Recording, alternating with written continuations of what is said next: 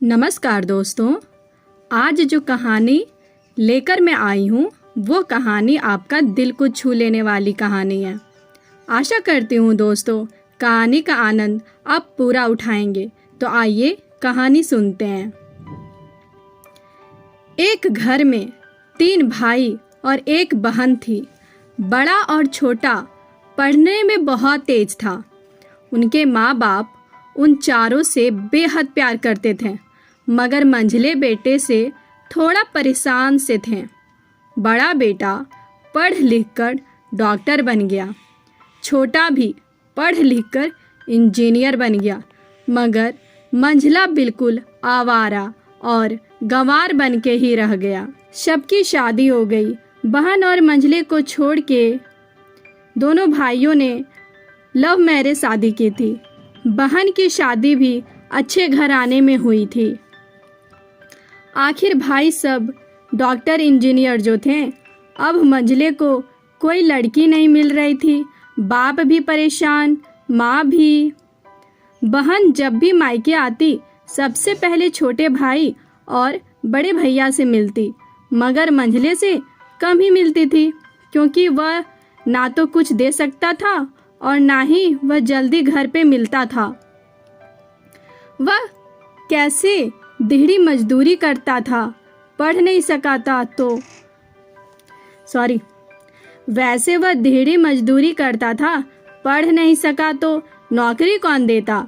मंझले की शादी किए बिना बाप गुजर गए थे।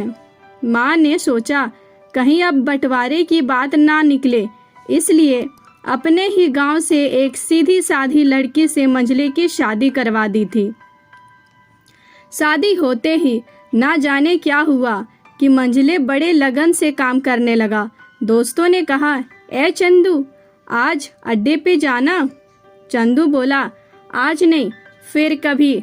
दोस्त बोला, अरे तू शादी के बाद तो बीबी का गुलाम ही हो गया है। चंदू बोला, अरे ऐसी बात नहीं है, कल मैं अकेला एक पेट था तो अपने रोटी के हिस्से कमा लेता था, अब 2 पेट है, आज कल और होगा। घर वाले नालायक कहते थे, मेरे लिए चलता था, मगर मेरी पत्नी मुझे कभी नालायक कहे तो मेरी मर्दानगी पर भद्दा गाली है, क्योंकि एक पत्नी के लिए उसका पति, उसका घमंड, इज्जत और उम्मीद होता है। उसके घर वालों ने भी तो मुझ पर भरोसा करके ही अपनी बेटी दी होगी, फिर उनका भरोसा कैसे तोड़ सकता हूँ। कॉलेज में नौकरी की डिग्री मिलती है और ऐसे संस्कार माँ बाप से ही मिलते हैं। आयशा संस्कार सिर्फ चंदू में था। इधर घर पे बड़ा और छोटा भाई और उनकी पत्नियां मिलकर आपस में फैसला करते हैं कि जायदाद का बंटवारा हो जाए, क्योंकि हम दोनों लाखों कमाते हैं मगर मंझला ना के बराबर कमाता है, ऐसा नहीं होगा। माँ ने लाख मना करने पर भी बंटवारा की तारीख तय हो गई। बहन भी आ जाती है, मगर चंदू है कि काम पे निकलने के बाहर आता है। उसके दोनों भाई उसको पकड़कर भीतर लाकर बोलते हैं, आज तो रुक जा, बंटवारा कर ही लेते हैं। वकील कहता है, ऐसा नहीं होगा, साइन करना पड़ता है।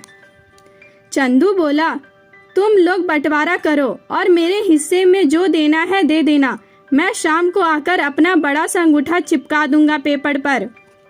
बहन बोली, अरे बेवकूफ, तू गवार का गवार ही रहेगा, तेरी किस्मत अच्छी है कि तू इतने अच्छे भाई और भैया मिले। फिर माँ बोली, अरे चंदू, आज रुक जा, बंटवारे में कुल 10 बीघा जमीन में 2 भाई 5-5 रख लेते हैं और चंदू को पुश्तैनी घर छोड़ देते हैं। तभी चंदू जोर से चिल्लाता है, अरे फिर हमारी छुटकी का हिस्सा कौन सा है। दोनों भाई हंसकर बोलते हैं, अरे मूर्ख, बंटवारा भाइयों में होता है, बहनों के हिस्सों में सिर्फ उसका मायका ही है। चंदू बोला, ओह, शायद पढ़ा लिखा ना होना ही मूर्खता है। ठीक है, आप दोनों ऐसा करो, मेरे हिस्से की वसीयत मेरी बहन छुटकी के नाम कर दो। दोनों भाई चकित होकर बोलते हैं, और तू? चंदू माँ की ओर देखकर मुस्कुरा के बोलता है, मेरे हिस्से में माँ है ना। फिर अपनी बीबी की ओर देखकर बोलता है, क्यों चंदुनी, क्या मैंने गलत कहा? चंदुनी अपनी सास से लिपट कर कहती है, इससे बड़ी वसीयत क्या होगी मेरे लिए। मुझे माँ जैसी सासू माँ मिली और बाप जैसा ख्याल रखने वाला पति। बस यही शब्द थे जो बंटवारे को सन्नाटा में बदल दिया। बहन दौड़कर अपने भैया के गले लगकर रोते हुए कहती है कि माफ़ कर दो भैया मुझे, क्योंकि मैं समझ ना सकी आपको। चंदू बोला, इस घर में तेरा भी उतना ही अधिकार है जितना हम सभी का। बहुओं को जलाने की हिम्मत किसी में नहीं, मगर फिर भी जलाई जाती है, क्योंकि शादी के बाद हर भाई हर बाप उसे पराया समझने लगते हैं। मगर मेरे लिए तुम सब बहुत अजीज हो, चाहे पास रहो चाहे दूर।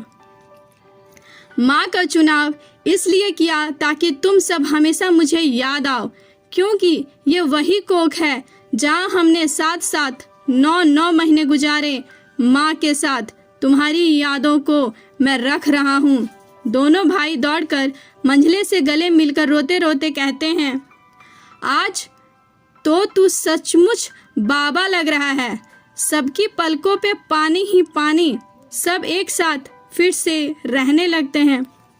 दोस्तों, ये छोटी सी कहानी आपको कैसी लगी कमेंट बॉक्स में ज़रूर बताइएगा। वीडियो अच्छी लगी हो तो एक लाइक कर दीजिएगा, और मेरे चैनल पर अगर आप नए हो तो हमें सब्सक्राइब कर लीजिएगा। थैंक यू दोस्तों, कल मिलते हैं एक नई कहानी के साथ। और एक बात दोस्तों, यूट्यूब की दुनिया में मेरा पहला कदम है, तो मैं आशा करती हूँ कि आप लोग मेरा साथ देंगे। धन्यवाद।